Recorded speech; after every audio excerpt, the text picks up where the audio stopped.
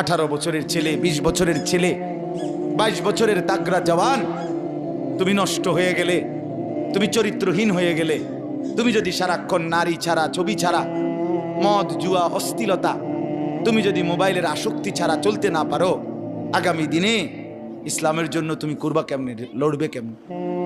আগামী প্রজন্ম তোমার হাতে নিরাপদ দিন পাবে কেমন? বেঁচে থাকার নিরাপত্তা মিলবে না। বেঁচে থাকার 53 বছর বাংলাদেশের বয়স, 53 বছরের সমাজে বেনামাজির সংখ্যা যদি এত বেশি হয়, 53 বছরের ভিতরে মোবাইলে আসক্ত যুবকের সংখ্যা যদি এত বেশি হয়, 53 বছরের ভিতরে বেপর্দা নারীর পরিমাণ যদি এত বেশি হয়, এত মসজিদ মাদ্রাসা চারদিকে থাকার পরেও যদি এই মসজিদ মাদ্রাসা ষড়যন্ত্রের কারণে কমে যায়, আগামী 20 বছর পরে, 30 বছর পরে, আগামী 30 বছর পরে ছেলেরা আমার, তুমি আজকে যে ছেলেটার বয়স 16, আগামী 20 বছর পরে তোমার বয়স হবে 36।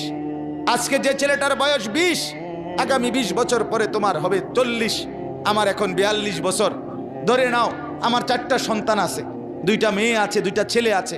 তাহলে আগামী 42 বছর যার বয়স আসবে, 20 বছর পরে, 25 বছর পরে, হতে পারে আল্লাহ চাহে তো আল্লাহর দয়ায় তুমি হায়াত পাইলে তুমিও 2টা বাচ্চার মা বাবা হবা, 3টা সন্তানের বাপ হইবা। তাহলে তোমার এই যৌবন কালটা যদি তুমি সারা দিন মোবাইলেই কাটাও, অশ্লীল ছবি দেখে কাটাও, এক ওয়াক্ত নামাজ পড়তে যদি মন না চায়, তুমি যদি রাস্তার সমস্ত বেড়ি দেখতে মন চায়, পৃথিবীর সব উলঙ্গ ছবি যদি দেখতে মন চায়, আল্লাহর দোহাই করে বলো বাপ, তোমার হাতে তোমার জেনারেশন তারা কি করবে?